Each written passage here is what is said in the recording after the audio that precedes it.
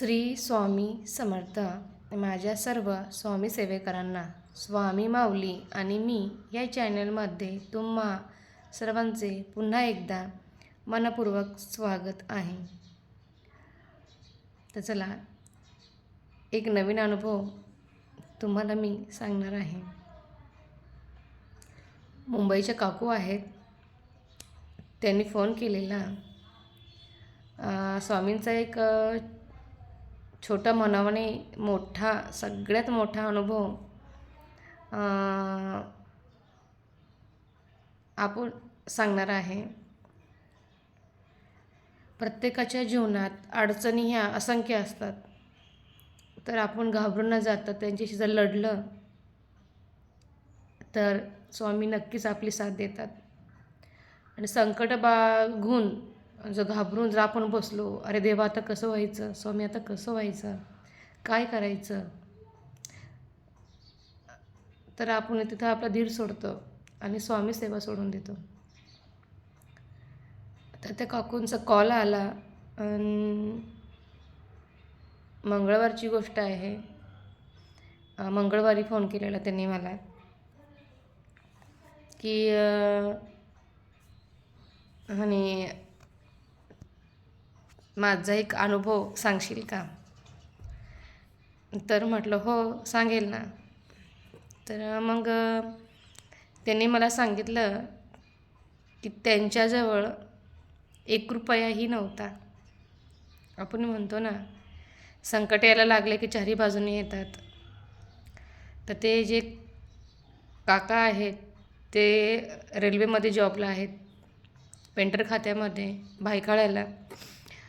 तर परिस्थिती बघा कशी माणसाची, काय म्हणतो आपण, खेळ खेळतो आपण. तर पैशात लोळणारा माणूस हा, आणि अचानक जर आपल्याकडे पैसाच येत नाही आहे तर माणूस मेंटल शॉकमध्ये जातो. मानसिक त्रास होते माणसाला, इतका होतो की अक्षरशः त्याला एकटं बडबडणं, रात्री झोपेमध्ये बोलणं, अशा गोष्टी घडायला लागतात. तर असंच त्या काकांबद्दल झालं की कामामध्ये त्यांच्या जवळच्या व्यक्तीने त्यांना फसवलं. त्यांच्या नावाने त्यांनी कर्ज काढलं. कर्ज इतकं काढलं की 17 ते 18 लाख रुपये. आणि हे कर्ज त्या काकांना फेडायला लावलं. तर थोडीशी यांची चुकी होती, कारण हे थोड्या साध्या भोळ्या याच्यामध्ये आणि जास्त शिकलेलं नाही, 3री पास आहेत फक्त. आणि त्याच्यावर ते जुने लोक कामाला लागलेले, आता ते रिटायरमेंट आहेत एप्रिल महिन्यामध्ये. पण मग फसवणारी व्यक्ती ही जवळचीच होती, काही लांबची नव्हती. तर बोलली, दादा आपण असं करू, दादा तसं करू, तू रूम घे, तुला मी तू लोन काही काढू नको, आपण इकडनं तिकडनं पैसे जमा करू आणि तुला रूम घेऊ. आता रूम घेऊन माझ्या लग्नाच्या अगोदर रूम घेतलेला आहे. आता माझ्याच लग्नाला 14 वर्ष झाले, म्हणजे 15-16 तुम्ही वर्ष पकडा. तर तेव्हापासनं व्याजावर व्याज, व्याजावर व्याज, नुसतं व्याज जाते. मुद्दल 1 रुपयाही जात नाही, नुसता व्याज जाते. कुणाचं 20,000 जाते, कुणाचं 15,000 जाते, कुणाचं काय जाते. आणि माणूस थोडं व्यसनी असल्यामुळं ते एकदम फसल्या रीतीने फसून गेला. जेव्हा ह्या गोष्टी कधी उलगडल्या बघा ह्या, जे आपण म्हणतो ना, आपण खोटं नाटं बोलतो, आणि हे स्वामींना माहीत असते, हे पापाचा घडा कधी ना कधी भरणारच असतोय, तो काही जास्त दिवस टिकत नाही. तर मग थोडं करून त्या गोष्टी उघडीस आल्या. आणि माझी ती बहीण आहे, त्या काकांची मुलगी, तर ती 5वीला गेल्यापासनं ते ATM त्यांच्याकडं होतं. पैसे ते काढायचे अकाउंटमधनं, ATM त्यांनी देऊन टाकलेलं, म्हणून दादा तू पैसे नको भरत जाऊ, आम्ही काढून त्या माणसाला पैसे देत जाऊ असं. आणि आणि माझी चुलती एकदम साधीभोळी असल्यामुळं तिनेही कधी विचारलं नाही, कारण घरात ते काही कमीच करत नव्हते. मुलांचंही व्यवस्थित चाललं होतं, घरात जिने वस्तू ते आणून द्यायचे. मग तीही कशाला विचारणार आहे, तिला तर एवढं सगळं भेटते तर. आणि ती पण असं राहिली का सगळं व्यवस्थित चाललं आहे, काही टेन्शन नाही, कधी काही नाही. ते जे जवळची व्यक्ती होती ती पैसे काढून घ्यायची, ते ATMमधनं पैसे काढायचे. बघा कसा खेळा असतो हा. आणि फसवणारे कोणी नसतात, तो आपले जवळचेच आपल्याला फसवतात. तर असं करत करत आता ती मुलगी 5वीला असताना त्यांनी ATM घेतलेलं. आता ती मुलगी तिची 12वी झाली, आता ती ITI करते आहे. म्हणजे 8 ते 9 वर्ष पकडा तुम्ही. तेव्हापासून ते पैसे काढायचे आणि काय करायचे राम जाणे, ते त्यांनाच माहिती. फसव्या कितीने म्हणजे माणसाने एवढं बी आहारी नसावं आणि एवढंही साधं नसावं. थोडंसं आपण व्यावहारिक आपलं जीवन असायला पाहिजे. पण ते साधा भोळा स्वभाव असल्यामुळं ते फसल्या गेले तिथे. त्या गोष्टी त्यांच्या नकळत घडत गेल्या. नंतर जसा जसा पैसा कमी पडायला लागला, व्याजावाले दारामध्ये येऊन उभे राहिले. बँकेवाले थोडंसं बाकीचं बँकेचं लोन होतं, तर ते बँकेवाले बीही नोटीस लावायला लागले. तेव्हा मग सगळ्या गोष्टी उलगडायला लागल्या की काय होतं आहे बुवा असं. आणि तेव्हा मग घरातल्यांना सर्वांना समजलं आता करणार तरी काय. आपलेच दात आणि आपलेच होठ आपण असं म्हणतो. आणि काकांना काय बोललं गेलं ते नाही म्हणत, ते उलटं म्हणतात की माझीच चुकी माझीच चुकी. पण मग असं करत करत बरेच दिवस निघून गेले, वर्ष निघून गेला. ते टेन्शन त्यांना एवढं येतं की अक्षरशः रात्रीचे ते कधीही उठून बडबडत बसतात. तर मला ही माझ्याशी बोलते, ते माझ्याशी बोलते, म्हणजे मेलेले व्यक्ती त्यांच्याशी बोलत आहेत त्यांना असा भास होतो. आणि मग माझ्या काकूने फोन केला होता. मी तुम्हाला पहिल्यांदा सांगितलं आहे की माझं स्वामी सेवेबद्दल मी काही एवढं ढोल वाजून करत नाही. मला जेवढं माऊलीने माझ्या पत्री घातलं आहे मी तेवढंच करते. म्हणजे त्या माऊली करून घेतात माझ्याकडनं, मी हे करते मी ते करते असं काही नाही आहे. तर तिला मी म्हटलं अगं एवढे संकट येत आहे, मग तू काही करू नको, फक्त स्वामींचं नामस्मरण कर, तुझे संकट थोडे तरी कमी तुला झालेले जाणवतील. आत्ता त्यांना स्वामी सेवेत येऊन 8 ते 9 महिने झाले असतील. मी माझ्या चुलतीला बोलले की तू 11 गुरुवार कर त्या काकूंना आणि बघ तुला प्रचिती येते की नाही. तर 11 गुरुवार करायला घेतले. अक्षरशः 1 रुपयाही त्यांच्याकडं नसायचा. स्वामींचा फोटो आणलासुद्धा पैसे नव्हते. 3 ते 4 महिन्याने त्यांनी स्वामींचा फोटो त्यांनी आणला आहे त्यांच्या घरामध्ये. म्हणजे बघा, माऊली स्वामी सेवेत जाणं हे बी एवढं काही तोंडाचा खेळ नाही आहे का आपण उठलो आणि सुटलो आणि स्वामी सेवेत गेलो, असं नाही आहे. स्वामी इतकी परीक्षा बघतात की भयंकर.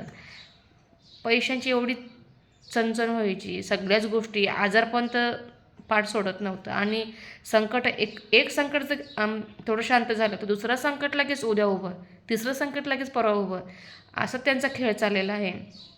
आणि अजूनपर्यंत चालू आहे, संपला नाही आहे. पण माऊलीची लीला बघा, तुम्हाला मी पुढे सांगते की सांगतानाही मला रडायला येते, कारण परिस्थिती मी समोरून त्यांची बघितली आहे. आणि जेव्हा म्हणतो ना आपण राजाचा रंक होतो तेव्हा खूप वाईट असतं, पण रंकेचा राजा व्हायला त्याला काही वाटत नाही. पैसे तर संपलेच होते, अकाउंटला तर काही पैसे नव्हते. ते आपण म्हणतो फंड बिंड ते सगळं त्यांनी काढून घेतलेलं, काय केलं ते त्यांनाच माहिती. आणि पेमेंटही 70-80 हजारचा पेमेंट तो त्यांना हातामध्ये, तुम्हाला अक्षरशः खोटं वाटत असेल, मोजून 1000-2000 रुपये हातामध्ये येतात. कारण 20-25 हजार काय तो पेमेंट होतं काटून कुटून सगळा. तर ते ज्यांच्याकडनं घेतले ते व्याजावाले तिथंच लगेच बाहेर उभे राहतात आणि पैसे काढून घेतात. अक्षरशः एवढी बिकट परिस्थिती आली ते असताना पण मी माझ्या काकूला सांगायचे की तू घाबरू नको, तू स्वामींवर विश्वास ठेव. आणि असं काही नाही आहे का आपण पहिल्यापासून स्वामी सेवेत पाहिजे आणि आपल्याला लगेच मग स्वामी आपलं ऐकतील, असं काही नसतं आहे. तर तिला अनुभव असा आला की थोडीशी जेव्हा स्वामी सेवेत यायला लागले आणि ते खडवलीच्या मठात जातात. तुम्ही मोबाईलवर सर्च करा, तुम्हाला खडवलीचं मठ तुम्हाला सर्चिंगमध्ये लगेच येईल. मग तिला मी बोलले तुम्ही जिथं आसपास राहता तिथे तुम्ही एखाद्या जवळ मठामध्ये तिथं जा आणि तुला थोडी तरी तुला प्रचिती येईल. म्हटलं तुला 101% तर तुला तर काही येणार नाही, मीही सांगू शकत नाही आणि तुला कोणीही सांगू शकत नाही. तू जा माऊलीच्या दारात जाऊन रड, तुझ्या घराने माऊलीला सांग माऊलीला जर पटलं तर माऊली तुला जवळ घेतील म्हटलं. पण बघा माऊलीचा चमत्कार बघा येतो. ते गेले आणि 11 गुरुवार चालू केले. 11 गुरुवार करता करता त्यांना 5 ते 6 महिने लागले त्यांचे 11 गुरुवार करायला. म्हणजे इतक्या अडीअडचणी, कोणीच मध्ये एक्सपायर व्हायचं, कोणाचं विटाळा म्हणा, कोणी मासिक धर्म म्हणा, इतक्या त्यांना अडचणी आल्या, भयंकर अडचणी आल्या. आणि मग ते तिथं खडोलीच्या मठात गेले. मग तिला मी नेहमी सांगायचे एवढ्या 8 ते 9 महिन्यामध्ये, का तू जिथे ते जे पुजारी काका राहतात ना, जे मेन सेवक आहेत, त्यांना तिथं तुम्ही जाऊन भेटा, तुमच्या मनातलं सांगा, ते तुम्हाला नक्कीच मार्ग सांगतील. मी सांगून मी काही मोठी म्हटलं स्वामी सेवकरी एवढी नाही आहे का मी तुम्हाला त्याचं उत्तर देऊ शकते. माझं काम फक्त एवढंच होतं की तुम्ही स्वामींच्या चरणी पायाजवळ जा, तिथनं तुम्हाला आपोआप मार्ग तुम्हाला सुचतील. आपण घरात बसून स्वामी आपल्याजवळ काय आपोआप येणार, आणि आपल्याला पहिले त्यांच्या दारात जावं लागेल, तेव्हा स्वामी आपल्याजवळ येतील. मग ती गेली आणि असं करता करता तिला बघा विचारायला किती महिने लागले, तिला 7 ते 8 महिने लागले तिला विचारायला, ते जे मेन पुजारी होते त्यांना. आणि विचारलं तर ते बी भेटत नव्हते, कुठं बाहेर, कुठं काय. मग म्हटलं अगं परिस्थिती एवढी बिकट चालली, तू थोडंसं विचार बरं, ते काय म्हणते तुला ते तर कळलं का नाही. मग ती मागच्या गुरुवारी ते गेले, तेव्हाही भेटले नाही. आणि आडवारी गेले तर म्हणजे पुजारी तर त्यांचे वडील होते, जे आता तिथं होतं, खूप वयस्कर झाले, ते घरीच राहतात. मग तिथं जाऊन ते घरी भेटले, तिथं खडवलीला जाऊन भेटल्यानंतर मग त्यांनी सांगितलं का असं असं आहे. मग त्यांनी बघा खरी गोष्ट काय सांगितली, का तुमच्या जो घरातला जो मेन व्यक्ती आहे, त्या व्यक्तीने तुमच्या घरात जे देव आहेत, आपण म्हणतो कुळदैवत, तर ते बोललेलं आहे का मला ते मी बनवल, माझे स्वतःचे मी कष्टाचे बनवल. आणि आपण एकदा देवाला शब्द फेकला तर तो शब्द देव लगेच झेलतो. असंच काहीसं झालं. आणि ते काकाने बरोबर सांगितलं की ज्या दिवशी ते बोलले आहेत त्या दिवसापासून तुमची ते बनवत नाही आहे, तोपर्यंत तुमच्या घरामध्ये सुख शांती येणार नाही आहे. कारण मग आपण बोललं तर ते लगेच असं शब्द उचलून धरतात. आणि तुम्ही देव करा, तुमच्या सगळ्या अडचणी दूर होतील. आणि मग तिने ठरवलं की आता एकच मार्ग आहे. पण बघा खिशात 1 रुपयाही नव्हता, देव करायलाही तिने इकडे तिकडे ॲडजस्ट केले आणि 3,000 रुपये देऊन टाकले. इथे वडनेरला, नाशिकला देव बनवतात, वडनेर गेटला, वडनेर गावाकडे. तर मग तिथे येऊन तिने देव टाकले बनवायला. आणि पैसे तेच तर इकडून तिकडून तिने दिले होते. पण खेळ बघा कसा असतोय, जे देव करायचे असते तेही आपल्या कष्टाने, आपल्या पैशाने करायचे असतात. देव बिव बनवून झाले आणि इकडनं जे माणसासारखा फोन का हो ताई देव झाले तुम्ही घ्यायला या, देव झाले तुम्ही घ्यायला या. आणि तिने मला फोन केला, मंगळवारी तिने फोन केला आणि मला सांगते का असं असं झालं आहे आणि पैसे तर नाही आहे, काय करायचं. म्हटलं काही टेन्शन नको घेऊ, म्हटलं सगळे मार्ग निघतील, तू फक्त स्वामींवर विश्वास ठेव. विश्वास, संयम हा खूप महत्त्वाचा आहे. ती काय झालं काय माहिती.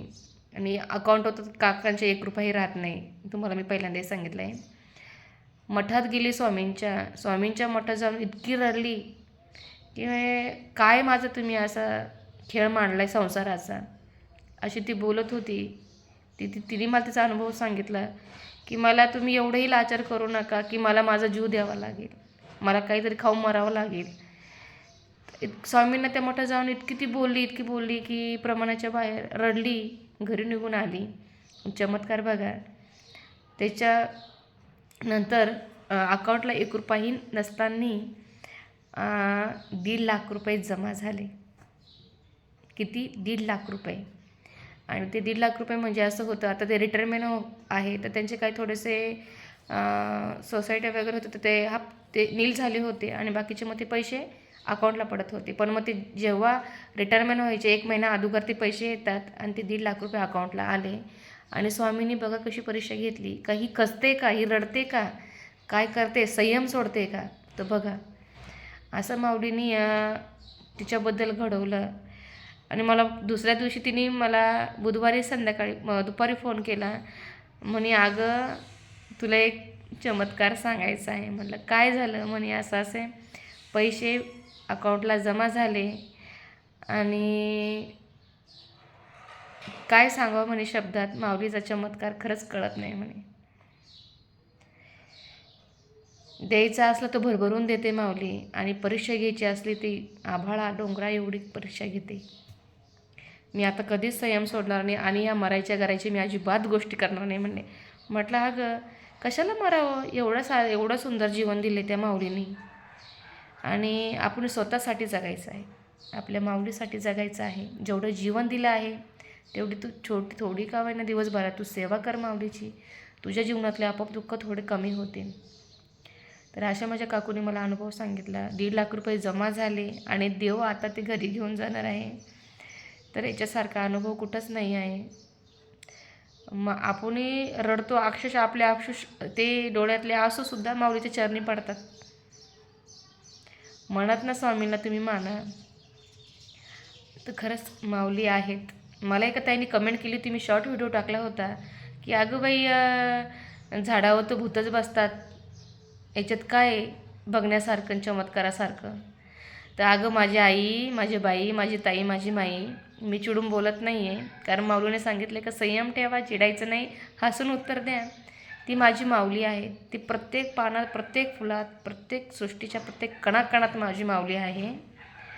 आणि प्लीज चांगलं माऊलीविषयी बोलता येत नसेल तर बोलू नका आणि अशा कमेंट करू नका. कारण माऊली जेव्हा होते तेव्हाही त्यांना असंख्य लोक बोलणारे होते. माऊलींनी कधीच ते चिडले नाही कोणावर, प्रत्येकाला हसून उत्तर दिलं. तसंच मी सांगते की एक तर तू कोणताही आहे, तुला ते स्वामींविषयी तुला काही माहीत नसेल, आणि दुसरी गोष्ट म्हणजे तुझ्या जीवनात तुला सगळं व्यवस्थित तुला भेटलं असेल, तुला कोणत्या गोष्टीचं तुला स्ट्रगल करावं लागलं नसेल, तुला दुःख काय आहे ते तुला ते माहीत नसेल, म्हणून तू स्वामीविषयाशी बोलली. मग काही हरकत नाही आहे. स्वामींनी तुझंही कल्याण करू, तूही खूप सुखी राहो, हीच माझ्या माऊलीची चरणी प्रार्थना. तर हा अनुभव तुम्हाला कसा वाटला मला नक्कीच कमेंट करून सांगा तुम्ही. तर बरेचसे अनुभव आहेत आणि एक अनुभव मी तुम्हाला अक्कलकोटला गेल्यावरती सांगणार आहे, तेही माऊलीचा साक्षीने. कारण तो अनुभव मी असा इतका जपून ठेवलेला आहे की मी माझ्या माऊलीच्या तिथं त्या जागेवर जाऊनच तुम्हाला मी तो अनुभव सांगणार आहे. तर असेच तुम्ही माझे अनुभव तुम्ही ऐकत राहा. खूप सारे अनुभव आहेत, सांगायलाही तुम्हाला बरीच वर्ष लागतील, हे एवढे अनुभव आहेत. कारण जो दिवस येतो तो स्वामी अनुभव घेऊनच येतो. तर असे आहेत आपले स्वामी माऊली. तर चला सर्वांना श्री स्वामी समर्थ.